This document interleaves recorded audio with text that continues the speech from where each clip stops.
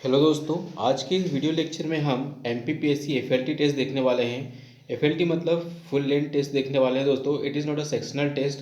And दोस्तों, आज के इस वीडियो लेक्चर में हम देखेंगे कि MPPSC के जो मॉक टेस्ट हैं उनमें किस तरह के क्वेश्चन पूछे जा रहे हैं। साथ ही दोस्तों, इन मॉक टेस्ट के अंदर PYQ के क्वेश्चन भी डले हुए रहते हैं। सो दोस्तों, हमारा आज का उद्देश्य क्या है दोस्तों, कि हमें हमारा कुछ भी करके रिवीजन करना है और साथ में कुछ नए फैक्ट भी हमें, कुछ न्यू फैक्ट और डेटा भी हमें यहाँ से लेकर जाना है। सो चलिए दोस्तों, शुरुआत करते हैं आज का FLT टेस्ट और देखते हैं कि इसके अंदर किस तरह के क्वेश्चन हमें देखने को मिलेगा।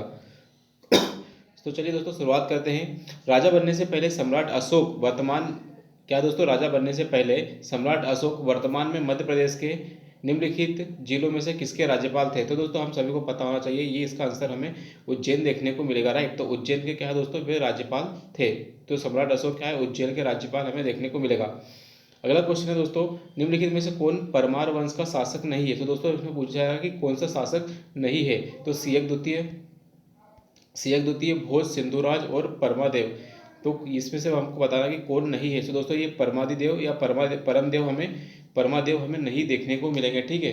क्योंकि दोस्तों, परमादेव का है एक क्षत्रिय राजवंश से संबंधित हमें देखने को मिलेगा, ठीक है। और ये इनका यदि बात करें तो इनका जो राजवंश, इनका अधिकार क्षेत्र धार, मालवा, उज्जैनी और आबू में हमें देखने को मिलेगा, ठीक है।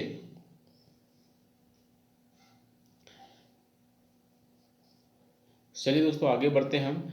शाहजहां की रानी मुमताज महल की मृत्यु मध्य प्रदेश के निम्नलिखित में से कहाँ हुई। दोस्तों, इसमें पूछा जा रहा है कि जो शाहजहां की रानी है जिसका नाम है मुमताज महल, इनकी मृत्यु मध्य प्रदेश के किस स्थान में हुई थी।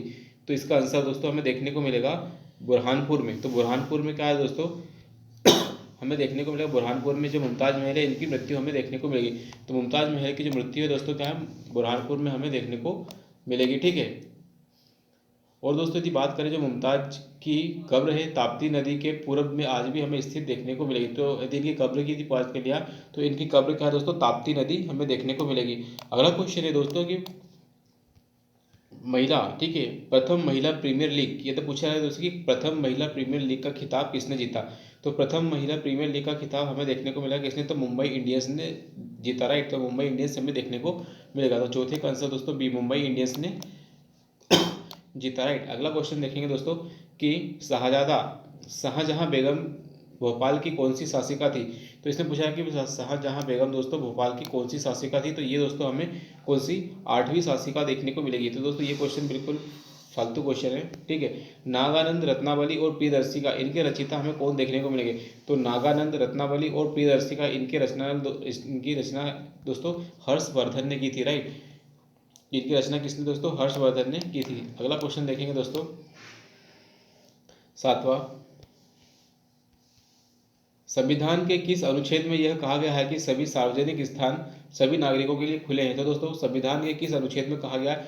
तो ये दोस्तों हमें क्या है, किसी आर्टिकल 5(2), ठीक है, इसमें कहा गया कि किसी भी व्यक्ति के साथ किसी भी प्रकार का विभेद नहीं किया जाएगा। मतलब धर्म, जाति, लिंग, वंश आदि स्थान पर किसी भी आधार पर क्या है दोस्तों, विभेद या भेद नहीं किया जाएगा। तो दोस्तों, ये हमें क्या है, आर्टिकल 7 से डिराइव होता हुआ देखा कि संविधान सभी नागरिकों के लिए खुले हैं। तो सार्वजनिक स्थल क्या है, सभी नागरिकों के लिए खुले हैं। तो ये हमें क्या दोस्तों, ए से हमें देखने को मिलेगा, ठीक है। अगला क्वेश्चन है दोस्तों, हाल ही में मध्य प्रदेश का कौन सा खिलाड़ी मध्य प्रदेश का पहला अंतर्राष्ट्रीय ग्रैंड मास्टर बना है। तो दोस्तों, कौन सा खिलाड़ी ग्रैंड मास्टर बना है। तो दोस्तों, ये है अक्षत खम्पारिया, ठीक है। अक्षत खम्पारिया दोस्तों हमें देखने को मिलेंगे, ये हमारे क्या है, ग्रैंड मास्टर बने, international grand master of Madhya Pradesh. अगला क्वेश्चन है, जब्ती प्रणाली किसने शुरू की। तो जब्ती प्रणाली दोस्तों क्या है, शेरशाह सूरी ने शुरू की थी। तो जब्ती प्रणाली क्या है दोस्तों, शेरशाह सूरी हमें देखने को मिलेंगे। तो जब्ती प्रणाली के लिए हमें शेरशाह सूरी देखने को मिलेंगे, ठीक है। इसे हम दोस्तों दहसाला या दहसाला प्रणाली भी कहते थे, ठीक है। और इसके लिए क्या दोस्तों कि 10 साल का इसके अंदर एवरेज दिया था कि 10 साल तक इसमें निपटा नहीं था, ठीक है। 10 साल का एवरेज दिया था। 10 वर्षों के दौरान दोस्तों औसत कीमत और औसत उत्पादन पर आधारित हमें देखने को मिलेगा। तो दोस्तों, इसके अंदर क्या जो टैक्स कलेक्शन क्या है, 10 साल का जो उपज है, औसत उपज और औसत कीमत दोनों को याद रखना है, ठीक है। औसत कीमत और औसत उपज, इन पर आधारित है टैक्स सिस्टम, जिसे हम दहसाला या जब्ती पद्धति कहते थे। ये 10 साल पर आधारित थी। और इसका कौन है, शेरशाह सूरी। तो शेरशाह सूरी जब्ती या दहसाला पद्धति के लिए हमें याद रखना है।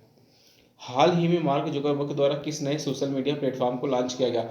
सो दोस्तों, जुकरबर्ग ने क्या है दोस्तों, अभी थ्रेड्स लॉन्च किया, ठीक है। तो मार्क जुकरबर्ग ने क्या है, थ्रेड्स लॉन्च किया है। किसको, ये दोस्तों क्या है, ट्विटर ट्विटर को टक्कर देने के लिए, राइट। अगला क्वेश्चन है दोस्तों, ब्रह्म समाज का विरोधी संगठन कौन था। तो ब्रह्म समाज का विरोधी संगठन कौन था जिसने क्या है, सती प्रथा समेत अन्य सुधारों का भी विरोध किया था। दोस्तों ये हमें धर्म सभा देखने को मिलेगी। तो धर्म सभा क्या दोस्तों, सभी प्रकार के जो प्रगतिवादी सुधार थे उनका विरोध करती थी धर्म सभा, राइट। तो ब्रह्म समाज विरोधी संगठन धर्म सभा था, जिसका उद्देश्य क्या है, सती प्रथा और अन्य सुधारों का विरोध करना, ठीक है। इसकी स्थापना क्या दोस्तों 1829 कलकत्ता में की गई, ठीक है। और इसके प्रमुख दोस्तों राधाकांत देव ने क्या दोस्तों धर्म सभा का गठन किया है, कब, 1829 में। तो दोस्तों एक डेट भी लिख लेते हैं हम, 1829, ठीक है, 1829। और इसमें राधाकांत देव, ठीक है। तो ये राधाकांत देव क्या बोलते थे कि ये हमारी संस्कृति पर खतरा है। तो 1829 धर्म सभा, राइट। अगला क्वेश्चन देखेंगे, राखी की चुनौती किसकी रचना है। तो दोस्तों ये राखी की चुनौती किसकी रचना हमें देखने को मिलेगी। तो दोस्तों ये राखी की चुनौती हमें सुभद्रा कुमारी चौहान की रचना देखने को मिलेगी, ठीक है। तो ये राखी की चुनौती दोस्तों क्या है, सुभद्रा कुमारी चौहान की रचना हमें देखने को मिलेगी। अगली बात दोस्तों, यदि सुभद्रा कुमारी चौहान की बात करें तो इनके और कौन सी रचना थी, जैसे कि वीरों का कैसा हो बसंत, ठीक है, बिखरे मोती, कदम का पेड़, झांसी की रानी। तो ये किसकी रचना है दोस्तों, सुभद्रा कुमारी चौहान की। तो सुभद्रा कुमारी चौहान की और रचनाएं दोस्तों कौन सी हैं, वीरों का बसंत कैसा हो, या कैसा हो वीरों का कैसा हो बसंत, झांसी की रानी, ठीक है, बिखरे मोती और कदम का पेड़ हमें देखने को मिलेगा। अब दोस्तों ये पगल्या चित्रकला के बारे में पूछेगी कि पगल्या चित्रकला हमें कहाँ से संबंधित देखने को मिलेगी। तो दोस्तों ये क्या है, निमाड़ से संबंधित हमें देखने को मिलेगी। तो पगल्या चित्रकला दोस्तों हमें क्या, निमाड़ से संबंधित हमें देखने को मिलेगी। तो पगल्या चित्रकला दोस्तों हमें निमाड़ से संबंधित देखने को मिलेगी। जोवट भील किस प्रकार के दरी बनाते हैं। तो जोवट की बात की दोस्तों कि जोवट के भील है वो किस प्रकार की दरी बनाते हैं। तो ये दोस्तों क्या है, ऊनी, प्लास्टिक, धागा, पुंजा दरिया। तो दोस्तों पुंजा दरिया, तो जोवट के भील, ठीक है, जोवट के भील किस प्रकार की दरी बनाते हैं, ठीक है। दरी की बात की है दोस्तों कि जो जोवट के भील हैं वो किस प्रकार के दरी बनाते हैं। तो इसका आंसर दोस्तों पुंजा दरिया। तो पुंजा दरिया क्या है, बनाते हैं, ठीक है। और ये कहाँ के दोस्तों, ये अलीराजपुर के जोवट में। तो दोस्तों ये अलीराजपुर से संबंधित है और ये भील जनजाति हमें यहाँ देखने को मिलेगी, ठीक है। और ये पुंजा दरिया क्या दोस्तों, खूबसूरत होती है, ठीक है, बहुत मजबूत होती है, ठीक है।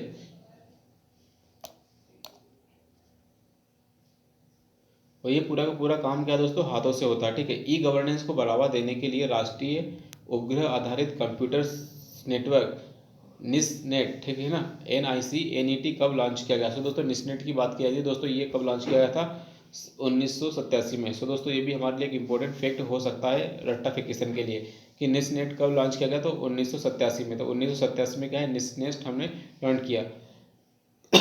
केशव जयंती समारोह कहाँ मनाया जाता है। तो दोस्तों ये पूछा रहा है कि जो केशव जयंती समारोह हमें कहाँ देखने को मिलेगा। तो केशव जयंती समारोह दोस्तों हमें कहाँ है, निवाड़ी में देखने को मिलेगा। और निवाड़ी कहाँ है दोस्तों, बुंदेलखंड में हमें देखने को मिलेगा। तो बुंदेलखंड क्षेत्र के निवाड़ी क्षेत्र में हमें केशव जयंती समारोह हमें देखने को मिलेगा, ठीक है। तो बुंदेलखंड अंचल में ऐतिहासिक स्थल दोस्तों हमें ओरछा में निवाड़ी देखने को मिलेगा। यहाँ पर केशव जयंती समारोह का आयोजन किया जाता है, कब से, 1987 से ही किया जाता है, ठीक है। अगला क्वेश्चन देखेंगे दोस्तों कि रामोसी विद्रोह के नेतृत्वकर्ता कौन थे। तो दोस्तों रामोसी विद्रोह के जो नेतृत्वकर्ता हमें कौन देखने को मिलेगा दोस्तों, रामोसी विद्रोह चित्तर सिंह, ठीक है। तो रामोसी विद्रोह में दोस्तों चित्तर सिंह को हमें याद रखना, ठीक है। तो रामोसी विद्रोह में क्या हमें चित्तर सिंह को याद रखना है, राइट। अगला क्वेश्चन है दोस्तों, ब्रिटिश हाउस ऑफ कॉमन का सदस्य बनने वाले प्रथम भारतीय। तो ब्रिटिश हाउस ऑफ कॉमन का सदस्य बनने वाले पहले भारतीय हमें दोस्तों दादा भाई नौरोजी देखने को मिलेंगे, राइट। तो ये क्या है दोस्तों, हमारे दादा भाई नौरोजी हमें देखने को मिलेंगे। ब्रिटिश हाउस ऑफ कॉमन में सदस्य बनने के लिए दादा भाई नौरोजी, ये कब बने थे दोस्तों, 1892, ठीक है। डेट भी याद रखेंगे दोस्तों, 1892। ब्रिटिश हाउस ऑफ कॉमन में दादा भाई नौरोजी पहले सदस्य हमें देखने को मिलेंगे। नौवा बात करेंगे दोस्तों, 19वां सॉरी, गांधी जी ने दांडी समुद्र पर नमक कानून का उल्लंघन कब किया। तो दोस्तों हमें कब ये नमक उल्लंघन देखने को मिलता है। तो दोस्तों 1930 याद रखना, और 6 अप्रैल 1930 को क्या है दोस्तों, नमक बनाकर नमक कानून तोड़ा, राइट। अगला क्वेश्चन है दोस्तों, कांग्रेस के निम्नलिखित नेताओं में से कौन कैबिनेट मिशन की पूरी तरह से पक्ष में था। तो कांग्रेस के नेताओं में दोस्तों एक व्यक्ति था जो पूरी तरह से इसके पक्ष में था। तो ये हमें कौन देखने को मिलेगा, अबुल कलाम, जवाहर, सरदार पटेल या महात्मा गांधी। तो इसका आंसर दोस्तों हमें देखने को मिलेगा सरदार पटेल जी। तो सरदार पटेल जी कैबिनेट मिशन के पक्ष में हमें झुके हुए देखने को मिले थे। बात करेंगे छत्तीसगढ़ के कितने जिले मध्य प्रदेश से सीमा बनाते हैं। तो मध्य छत्तीसगढ़ से दोस्तों हमें कितने जिले हमें देखने को मिलेंगे। तो दोस्तों 8 तो हमें नहीं मिलेंगे, ना ही 9 मिलेंगे। ठीक है। तो ये 2 हम पहले एलिमिनेट कर सकते हैं, ठीक है। तो अब इसका आंसर हमें 7 देखने को मिलेगा, राइट। तो इसका आंसर क्या है दोस्तों, हमें 7 देखने को मिलेगा। सतपुड़ा क्षेत्र में स्थित श्रेणियों में से पश्चिम से पूरब की ओर बताना है। तो सतपुड़ा क्षेत्र में दोस्तों क्या जो श्रेणियां हैं उसमें पश्चिम से पूरब की ओर उनकी स्थिति दर्शाने के लिए कौन सा क्रम सही बताना है। तो बड़वानी की पहाड़ियाँ, महादेव की पहाड़ी और फिर मेकाल। तो दोस्तों हमें सही क्रम बताना है बड़वानी, महादेव और मेकाल के अंदर, ठीक है। इनके अंदर हमें एक सही क्रम बताना है। तो सबसे पहले ये भी बताना है कि कौन सा पश्चिम से पूरब की ओर, मतलब पश्चिम से पूरब की ओर मतलब इस तरह की दिशा में हमें बताना है। तो बड़वानी की पहाड़ी यस दोस्तों, फिर महादेव और फिर मेकाल, ये दोस्तों पहला ही ऑप्शन क्या है पूरा का पूरा सही तरीके से फिक्स हमें यहाँ देखने को मिलेगा। तो बड़वानी की पहाड़ी, महादेव की पहाड़ी और मेकाल की पहाड़ियाँ हमें देखने को मिलेगी और ये सही है, पूरा पश्चिम से पूरब की ओर हमें देखने को मिलेगा, राइट। निम्नलिखित में से किस जिले में केन नदी का उद्गम है। तो केन नदी की बात किया तो केन नदी का उद्गम स्थल हमें कहाँ देखने को मिलेगा। तो केन नदी की बात की तो केन नदी हमें कहाँ देखने को मिलेगी। तो दोस्तों केन नदी का उद्गम हमें कटनी में देखने को मिलेगा। क से कटनी और क से केन, ठीक है, ये इस तरह से हम याद रख सकते हैं। तो केन नदी का उद्गम दोस्तों हमें कटनी में देखने को मिलेगा। केन नदी का उद्गम दोस्तों हमें कटनी में देखने को मिलेगा। तवा जलाशय निम्नलिखित में से किसके बीच बसा है। तो दोस्तों तवा जलाशय की बात की जा रही है कि तवा जलाशय दोस्तों हमें किसके बीच बसा हुआ देखने को मिलेगा। तो तवा जलाशय दोस्तों हमें सतपुड़ा राष्ट्रीय उद्यान और बोरी अभ्यारण्य के बीच में देखने को मिलेगा, ठीक है दोस्तों। ये हमें विशेष रूप से याद रखना है कि जो तवा जलाशय है सतपुड़ा राष्ट्रीय उद्यान और बोरी अभ्यारण्य के बीच हमें देखने को मिलेगा, ठीक है। कोलार और हलाली तो बिल्कुल भी नहीं हो सकता, ठीक है, और रानी अवंतीबाई भी अलग है, और बर्मा ये तो हमें देखने को ही नहीं मिलेगा, राइट। 25वां क्वेश्चन है आर्थिक सर्वेक्षण 2022-23 के अनुसार भारत का राजकोषीय घाटा कितना था, ठीक है। तो राजकोषीय घाटे की बात की जा रही है दोस्तों कि 2022-23 के अनुसार भारत का जो राजकोषीय घाटा कितना हमें देखने को मिलेगा। तो ये है दोस्तों हमारे पास 6.4%, राइट। तो 6.4% दोस्तों भारत का, इंडिया का राजकोषीय घाटा हमें देखने को मिलेगा इकोनॉमिक सर्वे 2022-23 के अनुसार। तो भारत के पास जो राजकोषीय घाटा हमें 6.4% देखने को मिलेगा, ठीक है। आप 26वां क्वेश्चन देखेंगे दोस्तों। मध्य प्रदेश में जैविक खेती पर नीति को किस वर्ष लागू। तो मध्य प्रदेश में जो जैविक खेती है उस पर राज्य नीति, तो मध्य प्रदेश में क्या जो जैविक खेती के लिए राज्य नीति को कब जारी किया गया। तो दोस्तों ये हमें देखने को मिलेगा सन 2011 में। तो मध्य प्रदेश में जैविक खेती के लिए नीति कब बनाई दोस्तों, 2011 में। तो ये फालतू क्वेश्चन है। भारत में सर्वप्रथम स्वर्ण मुद्राएं किसने चलाई। तो दोस्तों ये पूछा गया है कि जो भारतवर्ष के अंदर सबसे पहले दोस्तों इंडो बैक्टीरियन या इंडो ग्रीक नहीं हमें देखने को मिले, तो इंडो बैक्टीरियन या इंडो ग्रीक दोस्तों, इन लोगों ने क्या सबसे पहले सोने की मुद्राएं चलाई थी, राइट। तो 27वें का क्वेश्चन क्या है दोस्तों, सबसे पहले स्वर्ण की मुद्राएं इंडो बैक्टीरियन या इंडो ग्रीक ने चलाई थी। मौर्योत्तर काल में दोस्तों फिर इंडो ग्रीक या इंडो ईरानी आए थे। सबसे प्रसिद्ध इंडो ग्रीक हमें मिनांडर देखने को मिलेगा, ठीक है, जिसे मिलित भी कहा जाता है। तो इन लोगों ने क्या सबसे पहले सोने की मुद्राएं चलाई, राइट। अगला क्वेश्चन देखते हैं 28वां। भारतीय संविधान में भारत के संविधान में संघ की व्यवस्था किस देश के समान है। तो संघ की व्यवस्था मतलब किस तरह का संघ है। तो दोस्तों ये भारत का जो संघ है कनाडा की तरह हमें संघ देखने को मिलेगा, मतलब केंद्र की ओर झुका हुआ संघ हमें देखने को मिलेगा। और इसके अंदर दोस्तों हमें क्या है 7वीं अनुसूची में केंद्र संघ सूची, राज्य सूची और समवर्ती सूची भी हमने कनाडा के संविधान से ही ली है, राइट। और संघ सूची के विषय पर विधि बनाने का अधिकार किससे दोस्तों, तो संघ सूची के विषय पर विधि बनाने का अधिकार सिर्फ संसद को है। आर्टिकल 29वां क्वेश्चन पढ़ेंगे। आर्टिकल 340 के बारे में पूछा रहा है दोस्तों। आर्टिकल 340, तो दोस्तों ये भी एक इंपॉर्टेंट आर्टिकल हमें देखने को मिलेगा जो कि फ्रिक्वेंटली पूछा जाता है। तो आर्टिकल 324 के अंतर्गत राष्ट्रपति के द्वारा प्रथम पिछड़ा वर्ग आयोग का गठन किस वर्ष किया गया था। तो दोस्तों पूछा है कि सबसे पहले पिछड़ा वर्ग आयोग का गठन आर्टिकल 340 के माध्यम से कब गठित किया गया था। तो ये आर्टिकल क्वेश्चन 9 का है हमारा 1953 में। तो 1953 में दोस्तों सबसे पहले ओबीसी अदर बैकवर्ड क्लास है ना, बैकवर्ड क्लास के लिए कमीशन कॉन्स्टिट्यूट किया गया था आर्टिकल 340 के माध्यम से। मध्य प्रदेश राज्य अनुसूचित जाति आयोग के कुल कितने सदस्य होते हैं। तो दोस्तों मध्य प्रदेश राज्य अनुसूचित जाति आयोग में टोटल हमें 5 सदस्य देखने को मिलेंगे। कि कुल कितने सदस्य, 5 है ना। तो 30वें का आंसर हमें दोस्तों, लेकिन हमें याद भी रखना है कि एक 1+1+3, तो ये टोटल 3 सदस्य, तो इसलिए है उसका आंसर दोस्तों हमारा ये भी देखने को मिलेगा, राइट। तो इसका आंसर 3 सदस्य देखने को मिलेगा, ठीक है। ठीक है। इसके अंदर दोस्तों एक अध्यक्ष होता है और 2 अशासकीय अध्यक्ष होते हैं। ठीक है, तो दोस्तों इसके अंदर टोटल मध्य प्रदेश राज्य अनुसूचित जाति आयोग में दोस्तों टोटल हमें 3 देखने को मिलेंगे, राइट। तो ये दोस्तों ये थोड़ा सा कॉन्सेप्ट गड़बड़ाया गया, तो इसका आंसर टोटल 3 ही हमें देखने को मिलेगा। तो इसका आंसर तो दोस्तों 3 हमें देखने को मिलेगा। ठीक है। राष्ट्रीय बाल संरक्षण आयोग में कौन अनिवार्य सदस्य होगा? तो जो बाल संरक्षण आयोग, इसमें अनिवार्य सदस्य की बात की तो एससी से होना चाहिए, महिला होनी चाहिए, समाजशास्त्री होना चाहिए या 2 महिला होना चाहिए। तो इसके अंदर अनिवार्य बताया गया। तो दोस्तों एससी का सदस्य होना क्या जरूरी है इसके अंदर, या फिर 2 महिलाएं? तो दोस्तों इसके अंदर बताया गया कि कम से कम 2 महिलाएं तो होना ही चाहिए। ठीक है। और ये दोस्तों राष्ट्रीय बाल संरक्षण आयोग की हम बात कर रहे हैं। तो राष्ट्रीय बाल संरक्षण आयोग में एक अध्यक्ष और 6 सदस्य होते हैं। टोटल कितने होते हैं दोस्तों? एक अध्यक्ष और 6 सदस्य, मतलब टोटल 7। लेकिन कम से कम 2 महिलाएं तो होनी चाहिए। ये हमें देखने को मिलेगा राष्ट्रीय बाल संरक्षण आयोग में, राइट। विश्व में मोटे अनाज का सबसे बड़ा उत्पादक देश कौन सा है? तो दोस्तों पूरे वर्ल्ड लेवल की बात की जा रही है कि मोटे अनाज का सबसे बड़ा उत्पादक देश हमें कौन देखने को मिलेगा? तो ये दोस्तों सबसे मोटे अनाज का सबसे बड़ा उत्पादक हमें भारत ही देखने को मिलेगा, राइट। इन चारों ऑप्शन को यदि पढ़ने के बाद दोस्तों आंसर देखेंगे तो हमें भारत ही देखने को मिलेगा। 2011 की जनगणना के अनुसार भारत का दूसरा सर्वाधिक साक्षर राज्य कौन सा है? तो 2011 की जनगणना के अनुसार दूसरा सबसे अधिक साक्षरता वाला जिला हमें कौन सा देखने को मिलेगा? सो ये दोस्तों हमें मिजोरम देखने को मिलेगा। ठीक है। केरला के बाद यदि हम बात करें तो ये हमें मिजोरम देखने को मिलेगा। ठीक है, जिले की यदि बात करें तो, राइट। और यहाँ पर कितनी साक्षरता दर है? तो दोस्तों केरल की यदि बात करें तो केरल में हमें क्या है 93% साक्षरता मिलेगी। तो केरल में क्या दोस्तों 93.9 साक्षरता प्रतिशत मिलेगा। और यदि मिजोरम की बात करें तो मिजोरम में दोस्तों लगभग 91.5% हमें साक्षरता दर मिलेगी, राइट।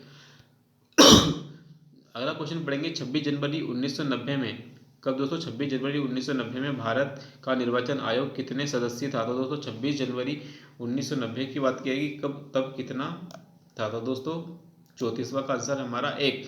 तो दोस्तों उस समय का 1 सदस्यीय हमारा इलेक्शन कमीशन हमें देखने को मिलेगा। राज्य लोक सेवा आयोग के गठन का प्रस्ताव किस वर्ष पारित किया गया? तो दोस्तों राज्य लोक सेवा आयोग के गठन का प्रस्ताव हमें देखने को मिलेगा कब? राज्य लोक सेवा आयोग की बात की तो कौन सा? स्टेट पब्लिक सर्विस कमीशन की बात की जा रही है दोस्तों।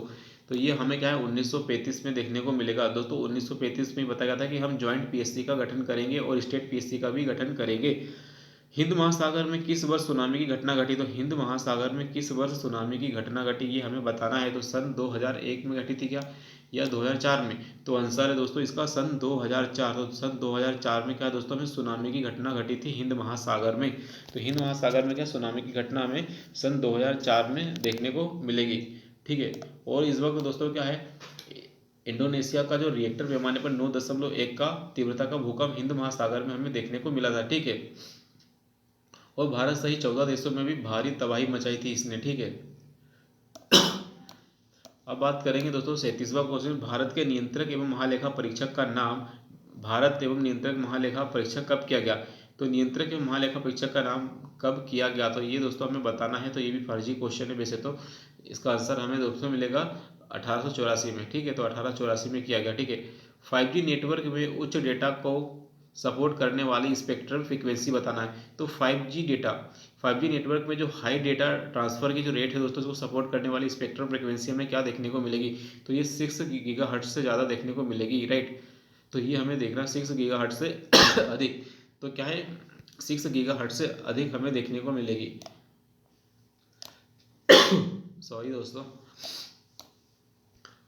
39 की बात करें तो 39 भारत में न्यायिक समीक्षा की शक्ति किसके पास है? तो भारत में जो न्यायिक समीक्षा की शक्ति किसके पास है? जुडिशियल रिव्यू की बात है तो केवल supreme court plus high court. तो दोस्तों सी हमारा आंसर देखने को मिलेगा। तो supreme court plus high court दोनों के पास हमें देखने को मिलेगी। आर्टिकल 32, आर्टिकल 226, आर्टिकल 136 और 227 के माध्यम से। अब 40वां क्वेश्चन देखेंगे, संविधान सभा के द्वारा स्थापित मौलिक अधिकारों और अल्पसंख्यकों किस हेतु सलाहकार समिति के अध्यक्ष? दोस्तों इसमें ये सरदार पटेल हमें देखने को मिलेंगे, राइट। तो मौलिक अधिकारों और अल्पसंख्यकों पर सलाहकार समिति के अध्यक्ष, तो ये दोस्तों हमें सरदार पटेल देखने को मिलेंगे, राइट। अगला क्वेश्चन पढ़ेंगे, स्नायु जोड़ता है तो लिगामेंट क्या जरूर जोड़ता है? तो लिगामेंट हड्डियों को जोड़ता है, पेशी को पेशी से जोड़ता है, हड्डी को पेशी से जोड़ता है, या पेशियों को उपस्थिति मतलब muscle to cartilage, bone to muscle, muscle to muscle, या बोन टू बोन, ये किसे जोड़ता है? तो 41 का आंसर दोस्तों जो लिगामेंट है वो हड्डियों को हड्डियों से जोड़ने का काम करता है, इसे हमें विशेष रूप से याद करना है। ठीक है, तो लिगामेंट क्या है? एक प्रकार का संयोजी मतलब जोड़ने वाला ऊतक होता है जो दो हड्डियों को एक दूसरे से जोड़ने का काम करता है। ठीक है, अगला क्वेश्चन पढ़ेंगे दोस्तों, जो रोलिंग प्लान है, ठीक है, रोलिंग प्लान किस अवधि के लिए बनाई गई थी? तो रोलिंग प्लान दोस्तों कब बनाया गया था? तो ये भी फर्जी क्वेश्चन है एक प्रकार से, 1978 से लेकर 83 तक हमें देखने को मिलेगा। वो ये किसने? जनता पार्टी सरकार के द्वारा लाया गया था। तो दोस्तों इसको भी हम हटा देंगे। ठीक है, भारत में सबसे पहले म्यूचुअल फंड किसने पालन किया था? दोस्तों ये पूछा जा सकता है कि भारत के अंदर सबसे पहले म्यूचुअल फंड दोस्तों यूटीआई ने किया था। ठीक है, तो भारतीय म्यूचुअल फंड का, भारत का म्यूचुअल फंड है क्या? तो भारतीय म्यूचुअल फंड है ना, भारतीय म्यूचुअल फंड, भारत का म्यूचुअल फंड उद्योग है। इसकी शुरुआत दोस्तों 1964 में, ठीक है, भारत सरकार द्वारा unit trust of India, UTI, ठीक है, यूटीआई का मतलब दोस्तों है यूनिट ट्रस्ट ऑफ इंडिया। ठीक है, यूनिट ट्रस्ट ऑफ इंडिया हमें देखने को मिलेगा, और ये कब? 1964 में, 1964 में हमें देखने को मिलेगा। Right, unit trust of India अभी भी भारत का एक अग्रणी म्यूचुअल फंड कंपनी देखने को मिलेगा। तो दोस्तों अभी भी क्या दोस्तों एक म्यूचुअल कंपनी हमें देखने को मिलेगा। निम्नलिखित में से भारत में कौन सी विश्व धरोहर दो राज्यों का स्वामित्व है? तो ये बताना दोस्तों कि कौन सी विश्व धरोहर है जिसमें दो राज्यों में फैली हुई है। फूलों की घाटी, valley of flower Uttarakhand, Bharat की पहाड़ी railway, hill railway of India, कालका शिमला रेलवे स्टेशन, या फिर सुंदरबन नेशनल पार्क। तो ये दोस्तों क्या है? 44 का आंसर हमें देखने को मिलेगा कालका शिमला रेलवे स्टेशन। ठीक है, तो कालका शिमला रेलवे स्टेशन हमें देखने को मिलेगा। तो इसका आंसर क्या है दोस्तों? कालका शिमला रेलवे स्टेशन क्या है? दो, ये वर्ल्ड हेरिटेज साइट है जो कि दो राज्यों में हमें फैली हुई देखने को मिलेगी। राइट, मध्य प्रदेश का सर्वाधिक वन घनत्व वाला जिला कौन सा? तो दोस्तों पूछा है कि सर्वाधिक वन घनत्व कहाँ देखने को मिलेगा? तो सर्वाधिक वन घनत्व वाला जिला हमें बताना है। तो सर्वाधिक वन घनत्व वाला जिला यदि बात करें तो ये हमें क्या है? धार, बालाघाट, गुना, तो ये हमें बालाघाट ही देखने को मिलेगा। 45 का सी। तो ये दोस्तों हमें क्या बालाघाट में सर्वाधिक वन घनत्व हमें देखने को मिलेगा ऑप्शन के अकॉर्डिंग। पन्ना राष्ट्रीय उद्यान को टाइगर रिजर्व कब घोषित किया गया था? तो ये दोस्तों हमें बताना है कि पन्ना को टाइगर रिजर्व क्या है कब घोषित किया गया था? तो ये हमें आंसर क्या देखने को मिलेगा? 1994 को, 1994 को हमें देखने को मिलेगा कि पन्ना नेशनल पार्क को टाइगर रिजर्व घोषित किया गया। ठीक है, मध्य प्रदेश में गन कैरेज फैक्ट्री की स्थापना जबलपुर में की गई। तो ये कब की गई? तो मध्य प्रदेश में गन कैरेज फैक्ट्री कहाँ देखने को मिलेगी? तो गन कैरेज फैक्ट्री हमें जबलपुर में देखने को मिलेगी। लेकिन दोस्तों पूछा गया कि कब? 1901, 4, 9, 10 कब की गई थी? तो ये दोस्तों हमें देखने को मिलेगी 1904 में। तो 1904 में दोस्तों क्या गन कैरेज फैक्ट्री, तो गन कैरेज फैक्ट्री जबलपुर में स्थापित की गई है और 1904 में की गई है। ठीक है, अब दोस्तों ये इस तरह के क्वेश्चन मैं तो छोड़ देता हूँ। ठीक है, निम्नलिखित में से एल्यूमिनियम का सबसे बड़ा उत्पादक देश कौन सा है? तो एल्यूमिनियम की बात की जाएगी दोस्तों कि एल्यूमिनियम का सबसे बड़ा उत्पादक देश हमें कौन सा देखने को मिलेगा? तो सबसे बड़ा उत्पादक देश हमें बताना है। तो ये दोस्तों एल्यूमिनियम के लिए हमें भारत तो बिल्कुल भी नहीं है दोस्तों, इसका आंसर हमें चीन देखने को मिलेगा। तो चीन क्या है दोस्तों? एल्यूमिनियम का सबसे बड़ा उत्पादक देश हमें देखने को मिलेगा। नियंत्रक एवं महालेखा परीक्षक का उल्लेखनीय संविधान में किस में? तो 148 देखने को मिलेगा। तो 148 से 151, ठीक है, हमें देखने को बनेगा। ठीक है, इसका आंसर दोस्तों डी 151 तक ही रहेगा, 152 बिल्कुल भी नहीं लगाना है। सो दोस्तों ये है 148 से 151, 148 से 151 के बीच में दोस्तों हमें controller and auditor general of India का मेंशन हमें देखने को मिलेगा। साइबर क्राइम का उदाहरण नहीं है। तो दोस्तों ये बताना है कि साइबर क्राइम का उदाहरण कौन सा नहीं है? Denial of service, fishing, spamming and cryptography. तो क्रिप्टोग्राफी क्या दोस्तों? ये तो एक प्रकार की टेक्नोलॉजी है, लेकिन ये हमें तीनों की तीनों देखने को मिलेगी। Cyber crime, spamming, fishing and denial of services, तो ये हमें क्या है? तीनों की तीनों हमें साइबर क्राइम से संबंधित देखने को मिलेगी। किसे अंतर्राष्ट्रीय मुक्केबाजी संघ, इंटरनेशनल बॉक्सिंग एसोसिएशन के उपाध्यक्ष के रूप में चुना गया? तो दोस्तों इंटरनेशनल बॉक्सिंग अंतर्राष्ट्रीय मुक्केबाजी संघ का उपाध्यक्ष की बात की कि उपाध्यक्ष किसे चुना गया है? तो देखते हैं दोस्तों इसके ऑप्शन, अजय सिंह, गगन मोहंती, विजेंद्र सिंह या मेरी कॉम। तो दोस्तों इसका आंसर हमारा क्या होना चाहिए? इसका आंसर है ओनली वन, अजय सिंह। ठीक है, अगला क्वेश्चन देखते हैं दोस्तों कि मध्य प्रदेश में प्रथम राष्ट्रपति शासन लगने के दौरान मध्य प्रदेश के मंत्री कौन थे। तो दोस्तों जब मध्य प्रदेश में पहला राष्ट्रपति शासन था तब मध्य प्रदेश के मुख्यमंत्री हमें कौन देखने को मिलेंगे। श्री श्यामचरण शुक्ला, वीरेंद्र कुमार सकलेचा।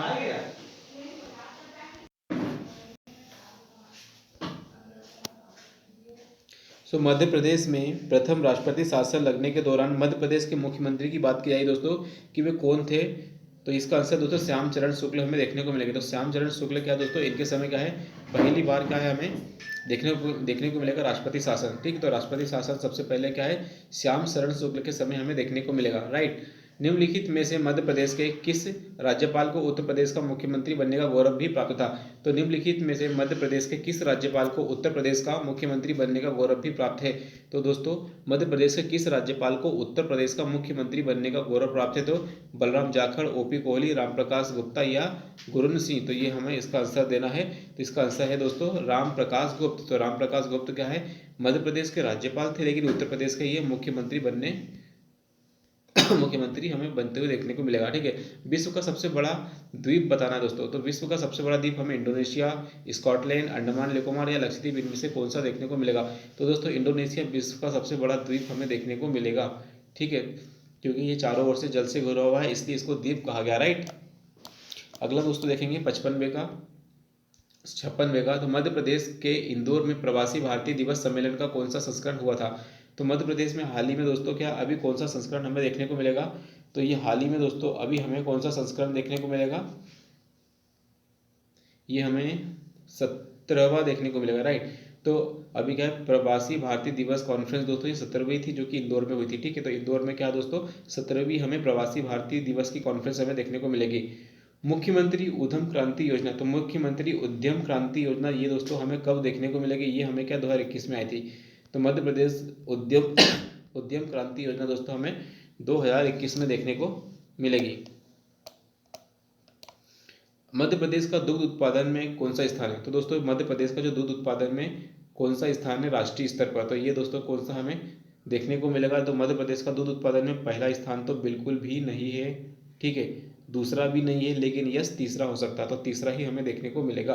तो मध्य प्रदेश की जो पोजीशन है नेशनल स्तर पर दूध उत्पादन में, तो ये हमें भी तीसरी देखने को मिलेगी। राइट। अगला देखेंगे मध्य प्रदेश में सर्वाधिक कार्यशील जनसंख्या वाला जिला कौन सा। तो मध्य प्रदेश के अंदर सबसे अधिक कार्यशील जनसंख्या हमें कहाँ देखने को मिलेगी। तो मंडला, रीवा, डिंडोरी, भोपाल। तो 59 का आंसर हमें बताना है दोस्तों क्या है। तो 59 का आंसर दोस्तों हमें क्या है, डिंडोरी देखने को मिलेगा। तो डिंडोरी में दोस्तों सबसे अधिक हमें वर्किंग एज पॉपुलेशन देखने को मिलेगी। तो सबसे अधिक वर्किंग पॉपुलेशन क्या दोस्तों हमें डिंडोरी में देखने को मिलेगी। माइक्रो ब्लॉगिंग प्लेटफॉर्म का उदाहरण नहीं है। तो दोस्तों हमें बताना है कि कौन सा प्लेटफॉर्म है जो माइक्रो ब्लॉगिंग का उदाहरण नहीं है। तो ट्विटर तो यस बिल्कुल देखो, इंस्टाग्राम भी देखने को मिलेगा, और क्या है हमें फेसबुक तो दोस्तों माइक्रो ब्लॉगिंग का नहीं होना चाहिए, लेकिन ये भी हमें देखने को मिल रहा है। तो दोस्तों कोरा है। तो कोरा क्या है, क्योरा दोस्तों क्या है, माइक्रो ब्लॉगिंग प्लेटफॉर्म हमें नहीं देखने को मिलेगा। क्योरा क्या है दोस्तों, क्योरा है ना ज्ञान प्राप्त करने और ज्ञान को साझा करने का प्लेटफॉर्म है। मतलब इस पर क्या दोस्तों प्रश्न उत्तर वाली टाइप की वेबसाइट हमें देखने को मिलेगी कोरा। ठीक है। तो कोरा क्या है दोस्तों, प्रश्न उत्तर टाइप की वेबसाइट है, मतलब ये एक प्रकार की ब्लॉगिंग वेबसाइट नहीं हमें देखने को मिलेगी। राइट। अगला है ई गवर्नेंस के हमें स्तंभ बताना है। तो ई गवर्नेंस के हमें टोटल स्तंभ कितने हैं वो बताता है। ई गवर्नेंस के कितने स्तंभ है। तो ई गवर्नेंस के दोस्तों हमें 4 स्तंभ देखने को मिलेंगे। ठीक है। तो ई गवर्नेंस के 4 स्तंभ हमें देखने को मिलेंगे। ठीक है। अगली बात करेंगे, ब्रह्मपुत्र नदी में प्रवेश करते समय किस स्थान पर यू टर्न लेती है। तो ब्रह्मपुत्र नदी दोस्तों ये अरुणाचल प्रदेश में क्या है लेती है यू टर्न। ठीक है। और ये यू टर्न लेती है अरुणाचल प्रदेश में, और ये कहाँ पर, ये नामचा वर्मा में। ठीक है, नामचा वर्पा। ठीक है। तो याद रखना है दोस्तों, इसको सिंटेक्सियल बेंड भी बोलते हैं। ठीक है, यू टर्न को सिंटेक्सियल बेंड भी बोलते हैं। ये नामचा वर्मा में हमें देखने को मिलेगी। तो नामचा वर्मा इसका आंसर हमें देखने को मिलेगा। डिजिटल साक्षरता, डिजिटल सिग्नेचर को वैधानिक स्वीकृति किस एक्ट के माध्यम से। दोस्तों ये आईटी एक्ट हमें याद रखना है। ठीक है, इन्फॉर्मेशन एंड टेक्नोलॉजी एक्ट हमें याद रखना। तो डिजिटल सिग्नेचर को दोस्तों स्वीकृति कब मिलती है, इन्फॉर्मेशन टेक्नोलॉजी एक्ट के माध्यम से। राइट है। नामदफा राष्ट्रीय उद्यान के पूछा है दोस्तों कि नामदफा राष्ट्रीय उद्यान हमें कहाँ देखने को मिलेगा। तो नामदफा राष्ट्रीय उद्यान अरुणाचल प्रदेश में। राइट। तो नामदफा राष्ट्रीय उद्यान दोस्तों हमें अरुणाचल प्रदेश में देखने को मिलेगा। नामदफा राष्ट्रीय उद्यान कहाँ है दोस्तों, हमें अरुणाचल प्रदेश में देखने को मिलेगा। अगला क्वेश्चन देखेंगे, आयोगों में कौन सा संवैधिक आयोग है? तो दोस्तों हमें बताना कि स्टैट्यूटरी कौन सा है। पिछड़ा वर्ग आयोग दोस्तों आर्टिकल 338 बी जनजाति के लिए, एक 338 ए लोक सेवा आयोग और राष्ट्रीय बाल अधिकार आयोग। लोक सेवा आयोग भी दोस्तों आर्टिकल 243 के माध्यम से, इसका मतलब कि राष्ट्रीय बाल संरक्षण अधिकार, राष्ट्रीय बाल अधिकार आयोग। तो राष्ट्रीय बाल अधिकार आयोग दोस्तों एक एक्ट के माध्यम से बना था, ठीक है। तो ये हमारा सांविधिक आयोग हमें देखने को मिलेगा। अगला क्वेश्चन पढ़ेंगे 66वां दोस्तों।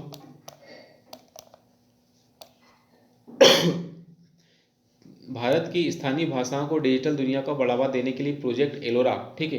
भारत में जो स्थानीय भाषाएं दोस्तों उसको डिजिटल दुनिया में बढ़ावा देने के लिए एक प्रोजेक्ट एलोरा को शुरू किया गया। तो किस संस्था के द्वारा प्रारंभ किया गया है ये हमें बताना। तो प्रोजेक्ट एलोरा किसने शुरू किया? तो ये दोस्तों क्या है, माइक्रोसॉफ्ट ने शुरू किया। तो दोस्तों भारत की जो स्थानीय भाषाओं को डिजिटल दुनिया में लाने के लिए क्या है, माइक्रोसॉफ्ट ने प्रोजेक्ट एलोरा लॉन्च किया। तो प्रोजेक्ट एलोरा हमें स्थानीय भाषाओं से संबंधित है डिजिटल दुनिया में, और माइक्रोसॉफ्ट को इसको दोस्तों हमें ध्यान में रखना है, ठीक है। निम्नलिखित में से उत्तरी यूरोप की विशेषता क्या है? दोस्तों उत्तरी यूरोप की क्या विशेषता हमें देखने को मिलेगी? 67 का आंसर हमें बताना है कि क्या है। तो ये उत्तरी यूरोप में दोस्तों हमें टेगा टाइप की वनस्पति और टेगा टाइप की जनजाति हमें जलवायु हमें देखने को मिलेगी। तो उत्तरी यूरोप में जैसे रूस हुआ, मंगोलिया, नॉर्वे, स्वीडनलैंड, फिनलैंड, ठीक है, स्वीडन, फिनलैंड, आइसलैंड, इन सभी में दोस्तों टेगा किस्म की वनस्पति पाई जाती है, ठीक है। तो किस तरह की वनस्पति पाई जाती है दोस्तों? टेगा किस्म की वनस्पति हमें पाई जाती है उत्तरी यूरोप में। M.R. सुब्रमण्यम तथा टी श्री नारायण, ठीक है, M.R. सुब्रमण्यम तथा टी श्रीमन नारायण ने तापमान व वर्षा के वितरण के आधार पर मध्य प्रदेश की जलवायु को कितने भागों में बांटा है? तो दोस्तों मध्य प्रदेश की जलवायु को कितने भागों में बांटा गया? इसका आंसर है कि 3 भागों में बांटा, ठीक है। 68 का आंसर है कि 3 भागों में इन्होंने बांटा। तो कोई भी मतलब नहीं क्वेश्चन इसका जानने का दोस्तों। निक्केई एशिया की रिपोर्ट, निक्केई एशिया की एक रिपोर्ट के अनुसार दुनिया का पहला और सबसे बड़ा ऑटो बाजार हमें कहाँ देखने को मिलेगा?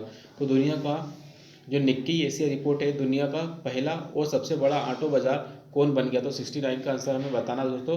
तो चीन क्या दुनिया का सबसे बड़ा ऑटो बाजार हमें देखने को मिलेगा? तो चीन क्या दोस्तों दुनिया का सबसे बड़ा और पहला ऑटो बाजार अब बन गया है, ठीक है। ऑटो मतलब दोस्तों ऑटोमोबाइल इंडस्ट्री की सारी चीज़ें। मानव संरक्षण अधिनियम, मानव अधिकार, human right protection act, human right commission 1993 के देखिए मानव अधिकार आयोग की स्थापना कब की गई? तो दोस्तों 1993 के बाद 12 अक्टूबर 1994 की गई, ठीक है। 1900 इसका आंसर दोस्तों 70वें का आंसर हमें देखने को मिलेगा कि 12 अक्टूबर 1993, मतलब उसी साल लेकिन अक्टूबर में की गई, राइट। तो दोस्तों हमें 12 अक्टूबर की डेट याद रखनी है, राइट।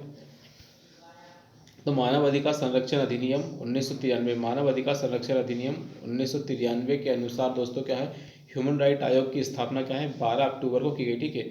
तो 12 अक्टूबर 1993 को की गई। आर्थिक सर्वेक्षण 2022-23 के अनुसार भारत का सबसे बड़ा गन्ना उत्पादक राज्य कौन सा है? तो सबसे बड़ा गन्ना उत्पादक राज्य हमें कौन सा देखने को मिलेगा? उत्तर प्रदेश, पंजाब, हरियाणा, हिमाचल प्रदेश या कोई नहीं। तो दोस्तों हम सभी को पता है कि सबसे अधिक गन्ना मिले उत्तर प्रदेश में, और उत्तर प्रदेश ही क्या है सबसे अधिक बड़ा गन्ना उत्पादक राज्य हमें देखने को मिलेगा। रेलवे सुरक्षा बल का महानिदेशक नियुक्त किया गया। तो railway director general of railway protection force के कौन हमें देखने को मिलेंगे? तो दोस्तों 72 का आंसर हमें देखने को मिलेगा मनोज यादव। तो अब मनोज यादव को दोस्तों रेलवे प्रोटेक्शन फोर्स का डायरेक्टर जनरल नियुक्त किया गया है, राइट। हृदय योजना किस मंत्रालय से संबंधित है? हृदय योजना की बात किया दोस्तों, हृदय योजना किस मंत्रालय से है? तो हृदय योजना दोस्तों क्या है, शहरी विकास मंत्रालय, मिनिस्ट्री ऑफ अर्बन डेवलपमेंट से संबंधित हमें देखने को मिलेगी। हृदय योजना दोस्तों heritage city development and augmentation योजना, दोस्तों इसका फुल फॉर्म है। इसका फुल फॉर्म क्या है दोस्तों? Heritage city development and augmentation योजना। ये दोस्तों कब लेकर आई थी? इस योजना को क्या दोस्तों सन 2015 में लेकर आया गया था, ठीक है। सन 2015 में इस योजना की शुरुआत की थी, और इसका मंत्रालय दोस्तों आवास और शहरी मंत्रालय, ठीक है, आवास और शहरी मंत्रालय, मिनिस्ट्री ऑफ अर्बन डेवलपमेंट, ठीक है। 22वां राष्ट्रमंडल खेलों में भारत ने कुल कितने पदक जीते और कौन से स्वर्ण पदक। तो ये पूछा है दोस्तों कि जो 22वां राष्ट्रमंडल खेल हुआ था तो भारत ने कितने स्वर्ण पदक जीते। तो दोस्तों कितने स्वर्ण पदक जीते इसका आंसर हमें देना है। तो दोस्तों इसका आंसर है टोटल 22। तो राष्ट्रमंडल खेलों में दोस्तों भारत ने कुल 22 स्वर्ण पदक जीते। किस वर्ष में पेशवा बाजीराव द्वितीय ने सागर जिले का एक बड़ा भाग ब्रिटिश को सौंपा। तो कौन से वर्ष में दोस्तों पेशवा बाजीराव द्वितीय ने सागर जिले का एक बड़ा भाग ब्रिटिश को सौंप दिया। तो इसका आंसर क्या होना चाहिए दोस्तों, इसका आंसर है 1818 के समय। ठीक है, तो ये भी दोस्तों बहुत ही डेट वाला क्वेश्चन है, हो सकता बन जाए और नहीं तो नहीं बने। खोमजोंग दिवस, तो खोमजोंग दिवस किस राज्य में मनाया जाता है। तो खोमजोंग दिवस दोस्तों हमें बताना है किस राज्य में मनाया जाता है। तो ये दोस्तों क्या मणिपुर में मनाया जाता है, ये हमें विशेष रूप से याद रखना। तो ये क्वेश्चन दोस्तों पूछा जा सकने वाला क्वेश्चन है कि तो खोमजोंग दिवस किस राज्य में मनाया जाता है। तो दोस्तों इसका आंसर हमें मणिपुर देखने को मिलेगा। खोमजोंग दिवस क्या दोस्तों मणिपुर राज्य में मनाया जाता है। खोमजोंग दिवस क्या दोस्तों मणिपुर राज्य में मनाया जाता है। मध्य प्रदेश के किस जिले में आर्टिफिशियल केनो सलालम अकादमी की स्थापना की जाएगी। तो ये क्वेश्चन पूछा जा रहा है दोस्तों कि कहाँ की जाएगी। 77 का आंसर हमें पूछा जा रहा है। तो इसके अंदर ऑप्शन देखते हैं, इंदौर, भोपाल, ग्वालियर, जबलपुर, इनमें से कहाँ की जाएगी। सो दोस्तों ये ग्वालियर में की जाएगी। तो केनोन सलाम एकेडमी, केनोए सलालम एकेडमी कहाँ की जाएगी दोस्तों। तो ये हमें ग्वालियर में देखने को मिलेगी। निम्नलिखित में से किसे आंध्र भोज कहा गया है। तो आंध्र भोज किसे कहा गया है, कृष्णदेव राय को, राजेंद्र चोर को, हरिहर को या फिर बुक्का को। तो 78 का आंसर दोस्तों कृष्णदेव राय को। तो कृष्णदेव राय को दोस्तों क्या है आंध्र भोज भी कहा गया है। ठीक है, कृष्णदेव राय को दोस्तों आंध्र भोज कहा गया है। तो कृष्णदेव राय को दोस्तों क्या है आंध्र भोज भी कहा गया है। ठीक है, वीरांगना दुर्गावती अभ्यारण्य को मध्य प्रदेश का कौन सा टाइगर रिजर्व बनाया गया था। तो वीरांगना दुर्गावती को मध्य प्रदेश का कौन सा टाइगर रिजर्व बनाया गया था दोस्तों। ये 5वां है, 6वां है, 7वां है, 8वां। तो दोस्तों 7वां हमें देखने को मिलेगा। 79 का आंसर दोस्तों हमें देखने को मिलेगा 7वां। तो 7वां टाइगर रिजर्व बन गया दोस्तों वीरांगना दुर्गावती अभ्यारण्य। ठीक है, मध्य प्रदेश में सर्वाधिक वर्षा परिवर्तनशीलता किस जिले में देखने को मिलेगी। तो मैक्सिमम रेनफॉल वेरिएबिलिटी, ठीक है, ये हमें इंग्लिश में पढ़ना होता है कि मैक्सिमम रेनफॉल वेरिएबिलिटी हमें कहाँ देखने को मिलेगी।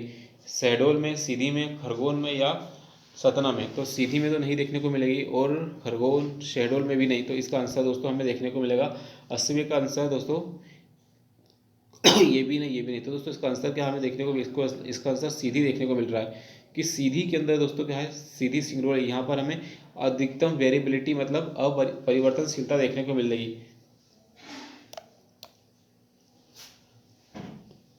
मध्य प्रदेश में सबसे अधिक वर्षा कहाँ, तो पचमढ़ी में। और सबसे कम वर्षा की बात करें दोस्तों तो भिंड में देखने को मिलेगी। ठीक है, और सर्वाधिक परिवर्तनशीलता दोस्तों हमें सीधी में देखने को मिलेगी। मतलब अचानक से बहुत तेज बारिश और बहुत कम बारिश, ये हमें कहाँ देखने को मिलेगी, सीधी में। और सबसे अधिक वर्षा दोस्तों हमें पचमढ़ी क्षेत्र में देखने को मिलेगी। और यदि एवरेज रेनफॉल की यदि बात करें, मैक्सिमम एवरेज रेनफॉल की यदि बात करें तो ये हमें बालाघाट में देखने को मिलेगी। और सबसे कम रेनफॉल की यदि बात करें तो ये दोस्तों हमें भिंड में देखने को मिलेगी। अब शरीर निर्माणकारी पोषक तत्व, ठीक है, शरीर को बनाने वाला पोषक तत्व की बात की जा रही है। द बॉडी बिल्डिंग न्यूट्रिएंट्स, तो बॉडी बिल्डिंग न्यूट्रिएंट्स हमें कार्बोहाइड्रेट देखने को मिलेंगे, राइट। 41 का हमें क्या है दोस्तों, लेकिन प्रोटीन भी देखने को मिलता है। तो दोस्तों कार्बोहाइड्रेट तो क्या है हमें एनर्जी सोर्स है, लेकिन क्या है प्रोटीन, तो प्रोटीन क्या है हमारा बॉडी बिल्डिंग न्यूट्रिएंट्स हमें देखने को मिलेगा। तो बॉडी बिल्डिंग न्यूट्रिएंट्स हमें क्या है प्रोटीन देखने को मिलेगा। तो एक बार फिर से रिवाइज कर लेते हैं दोस्तों कि जो हमारा बॉडी बिल्डिंग न्यूट्रिएंट है क्या है दोस्तों, हमारा बॉडी बिल्डिंग न्यूट्रिएंट है वो हमारा क्या है प्रोटीन देखने को मिलेगा। अगला क्वेश्चन है दोस्तों, मॉन्टेग्यू चेम्सफोर्ड सुधार का मुख्य उद्देश्य क्या था। हाँ, मॉन्टेग्यू चेम्सफोर्ड दोस्तों कब आता है दोस्तों, 1919 में आता है। ये भी याद रख लेना कि मॉन्टेग्यू चेम्सफोर्ड सुधार कब आएगा दोस्तों, हमारे पास 1919 में हमें देखने को मिलेगा। इसका ऑब्जेक्टिव क्या था, प्रांतों में द्वैत शासन की स्थापना करना, यस। प्रांतीय स्वायत्ता देना, बिल्कुल भी नहीं। सांप्रदायिक निर्वाचन को बढ़ावा देना, ये तो दोस्तों 1919 में हमें 1909 में हमें मार्ले मिंटो से देखने को मिलेगा। ठीक है, तो इसका आंसर क्या है दोस्तों, हमें ए देखने को मिलेगा। तो 82 का आंसर क्या है, हमें ए देखने को मिलेगा। 83 की बात करेंगे दोस्तों कि संविधान में राज्य लोक सेवा आयोग के अध्यक्ष एवं सदस्यों की योग्यताओं संबंधित प्रावधान क्या है। तो संविधान में राज्य लोक सेवा आयोग के अध्यक्ष एवं सदस्यों की योग्यता संबंधी प्रावधान की बात बताना है दोस्तों। ठीक है, तो राज्य सरकार के अधीन कार्य करने का 5 वर्ष का अनुभव होना चाहिए, केंद्र सरकार के अधीन कार्य करने का 8 वर्ष का अनुभव, केंद्र सरकार का कर्मचारी होना चाहिए, इनमें से कोई नहीं। तो दोस्तों इसका आंसर दोस्तों हमें क्या देखने को मिलेगा, 83 इनमें से कोई नहीं। ठीक है, तो यही हमारा आंसर देखने को मिलेगा। निम्नलिखित में से कौन सा सही सुमेलित नहीं है, तो दोस्तों ये पूछा गया है कि कौन सा सही सुमेलित नहीं है। ठीक है, सूर्य मंदिर कोणार्क, ये तो हमें देखने को मिलेगा। बौद्ध स्तूप अमरावती में, शिव मंदिर हेमकुंड में और बौद्ध मठ विक्रमशिला में हमें देखने को मिलेगा। तो अब बताना है कि 84 का आंसर कौन सा गलत हमें देखने को मिलेगा। सो दोस्तों शिव मंदिर हेमकुंड में है, हेमकुंड साहिब में है क्या, तो साहिब तो दोस्तों ऐसा लग रहा है कि पंजाबों से संबंधित है, सो सिखों से संबंधित है, तो शिव मंदिर दोस्तों हेमकुंड साहिब में हमें नहीं देखने को मिलेगा, और यही दोस्तों हमारा आंसर हो गया। लेकिन सूर्य मंदिर कोणार्क में यस, बौद्ध स्तूप अमरावती में क्या बौद्ध स्तूप थे, तो यस बिल्कुल है। और अगला बात करेंगे दोस्तों, बौद्ध मठ विक्रमशिला, यस हमें देखने को मिलेगा, राइट। भारत का पहला मेगा फूड पार्क कौन सा है, तो दोस्तों बताना कि जो भारत का पहला फर्स्ट बताना फर्स्ट मेगा फूड पार्क कौन सा है। श्रीनी मेगा फूड पार्क, क्या श्रीनी मेगा फूड पार्क है, या फिर आगे देखते हैं उसके option number, Avanti mega food park, Avanti mega food park, Indus mega food park, या जोरम मेगा फूड पार्क। तो दोस्तों हमारा इसका आंसर देखने को मिलेगा पहला वाला ही, क्या है तो ये हमारा क्या है, श्रीनी मेगा फूड पार्क। तो दोस्तों Srini mega food park Bharat का पहला मेगा फूड पार्क हमें देखने को मिलेगा। सो दोस्तों श्रीनी मेगा फूड पार्क हमें पहला भारत का फूड पार्क देखने को मिलेगा। तो ये दोस्तों हमें फिर हो सकता है कि इंपॉर्टेंट फैक्ट होगा हमारे लिए फिर से, कि Srini mega food park, Srini mega food park, Srini mega food park क्या है, भारत का पहला मेगा फूड पार्क हमें देखने को मिल रहा है। ठीक है, अगला क्वेश्चन पढ़ेंगे दोस्तों, जलवायु परिवर्तन कार्य योजना है ना, इंडिया का work on climate action plan, तो क्लाइमेट एक्शन प्लान भारत का पहला प्रदेश कौन सा है, तो मतलब ऐसा कौन सा भारत का पहला प्रदेश है जिसने क्लाइमेट एक्शन प्लान को क्या है दोस्तों इस पे कार्य कर रहा है। तो दोस्तों दिल्ली, उत्तर प्रदेश, मध्य प्रदेश, उत्तराखंड, इनमें से बताना है। तो इसका आंसर दोस्तों क्या है, हमारा दिल्ली है। तो दिल्ली ने क्या है दोस्तों सबसे पहले इस पर काम करना शुरू किया, क्योंकि दोस्तों सबसे प्रदूषित और सबसे ज़्यादा कंजेस्टेड सिटी हमें दिल्ली देखने को मिलेगी। किस देश को संयुक्त राष्ट्र के सांख्यिकी आयोग का सदस्य चुना गया, तो दोस्तों किस देश को संयुक्त राष्ट्र के सांख्यिकी आयोग का सदस्य चुना गया है, ये भी हमें बताना है। तो दोस्तों इसका आंसर क्या है, किस देश को संयुक्त राष्ट्र के सांख्यिकी आयोग का सदस्य चुना गया, तो दोस्तों इंडिया इसका आंसर हमें देखने को मिलेगा, राइट। तो भारत के एक व्यक्ति है जिससे क्या है सांख्यिकी आयोग यूनाइटेड नेशन के अंदर क्या है दोस्तों सांख्यिकी आयोग का सदस्य चुना गया है। ठीक है, हीरे की चमक का कारण बताना है दोस्तों। तो हीरे की जो चमक है दोस्तों इसका कारण हमें बताना है कि क्या कारण है कि हीरा इतना चमकता है। तो दोस्तों इसका है प्रकाश का टोटल इंटरनल रिफ्लेक्शन, प्रकाश का पूर्ण आंतरिक परावर्तन, total internal reflection of light, ये हमारा हीरे की चमक का प्रमुख कारण हमें देखने को मिलेगा। ठीक है, 2011 की जनगणना के अनुसार मध्य प्रदेश में अनुसूचित जनजातियों का लिंगानुपात बताना दोस्तों। तो मध्य प्रदेश के अंदर जो अनुसूचित जनजाति शेड्यूल ट्राइब है उनका लिंगानुपात हमें क्या देखने को मिलेगा, तो ये दोस्तों उनका लिंगानुपात हमें बेहतर स्थिति में 984 देखने को मिलेगा। ठीक है,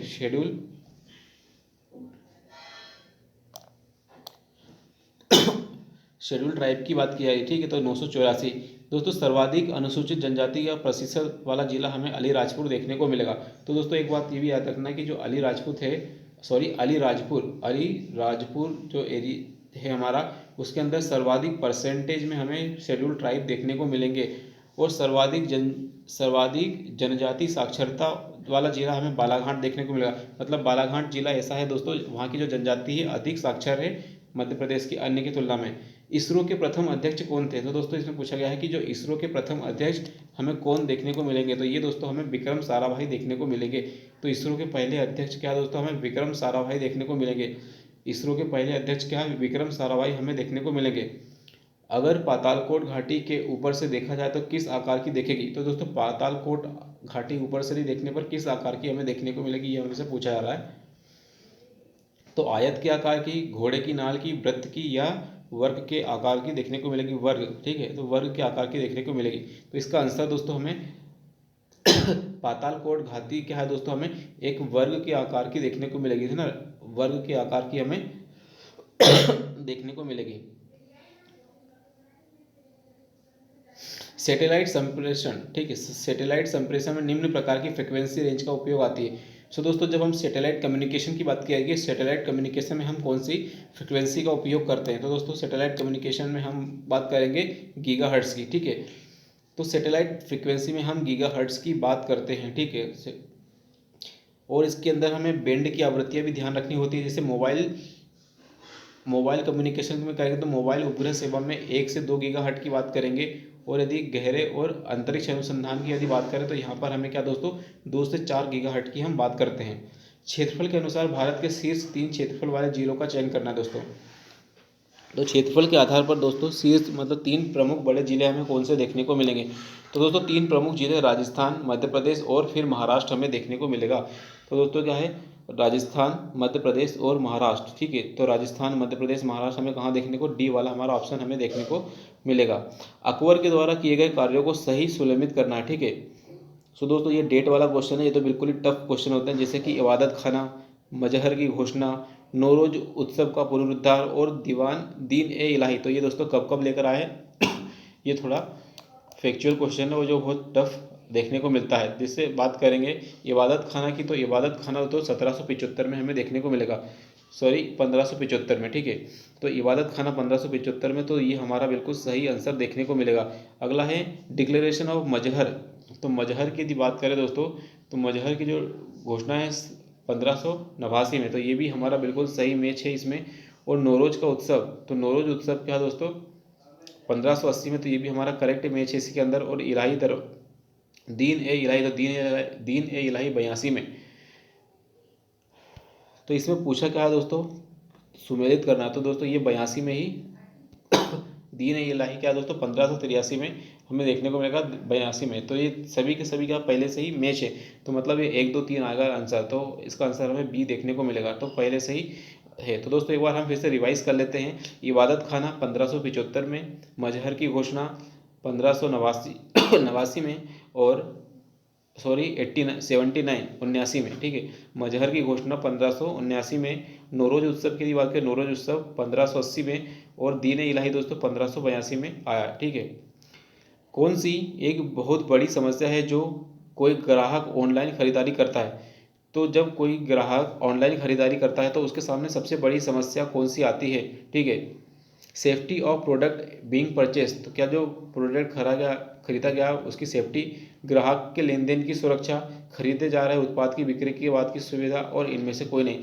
तो दोस्तों ये हमारा आंसर 95 का देखने को मिलेगा, बी वाला, कि जो ग्राहक का लेन देन कर रहा है, मतलब यदि वो ऑनलाइन ट्रांजेक्शन कर रहा है तो उसका जो पैसा है कहीं गलत तरीके से तो फ्रॉड नहीं हो रहा है, तो ये उसकी सुरक्षा से संबंधित मामला हमें देखने को मिलेगा। तो उसका जो ट्रांजेक्शन है वो हमें देखने को मिलेगा, तो जो ट्रांजेक्शन की सुविधा है वो एक बड़ी समस्या देखने को मिलेगी।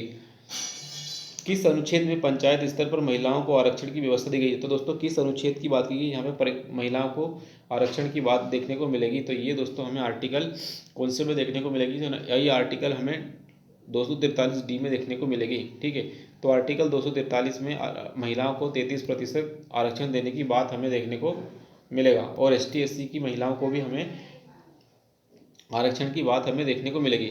अब 97वां क्वेश्चन की बात करेंगे कि राष्ट्रपति को भाषाई अल्पसंख्यकों के लिए विशेष अधिकारी नियुक्त करने की शक्ति हमें कौन से आर्टिकल से देखने को मिलेगी, आर्टिकल 319, 350 का, 350, 352, तो 352 तो बिल्कुल भी नहीं हो सकता लेकिन 350 ख, आर्टिकल 350 बी हमें याद रखना। तो दोस्तों ये भी हमारी बहुत मोस्ट इंपॉर्टेंट आर्टिकल है कि राष्ट्रपति भाषाई अल्पसंख्यक के लिए विशेष अधिकारी नियुक्त करने की शक्ति रखता है, तो ये आर्टिकल 350 बी, आर्टिकल 350 बी में हमें देखने को मिलेगा। तो आर्टिकल 350 बी के अनुसार क्या दोस्तों राष्ट्रपति के पास ये पावर है कि वह जो भाषाई अल्पसंख्यक हैं, क्या है दोस्तों भाषाई अल्पसंख्यक है उनके लिए विशेष अधिकारी की नियुक्ति करने की शक्ति रखता है आर्टिकल 350 बी के द्वारा, ठीक है। 2011 की जनगणना के अनुसार भारत का जनसंख्या घनत्व प्रति वर्ग किलोमीटर कितना था, तो 2011 की जनगणना के अनुसार दोस्तों भारत का जनसंख्या घनत्व पूछा था। भारत का जनसंख्या घनत्व दोस्तों क्या है 382, या फिर यस 382 ही देखने को मिलेगा दोस्तों, तो 382 वर्ग किलोमीटर, ठीक है। तो जनसंख्या घनत्व पूछा जाता था भारत का, तो भारत का जनसंख्या घनत्व दोस्तों 382 हमें देखने को मिलेगा। और यदि पूछा है कि 10 की वृद्धि दर कौन सी है दोस्तों, तो 10 की वृद्धि दर यदि बात पूछा जाए तो 10 की वृद्धि दर दोस्तों 7% देखने को मिले। तो 10 की वृद्धि दर पूछा जाए तो 10 की वृद्धि दर दोस्तों हमें 17.7% देखने को मिलेगी भारत की। ठीक है,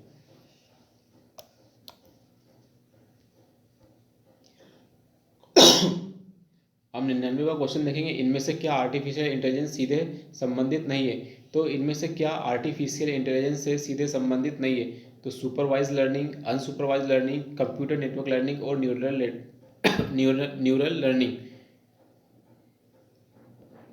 तो दोस्तों supervise learning yes and unsupervise learning yes, computer networking और न्यूरल नेटवर्क। तो दोस्तों हमारा आंसर सी होना चाहिए। ठीक है, तो ये क्या है, कंप्यूटर नेटवर्किंग क्या दोस्तों एक प्रकार की नेटवर्किंग प्रोसेस है, ना कि आर्टिफिशियल से संबंधित कोई चीज़।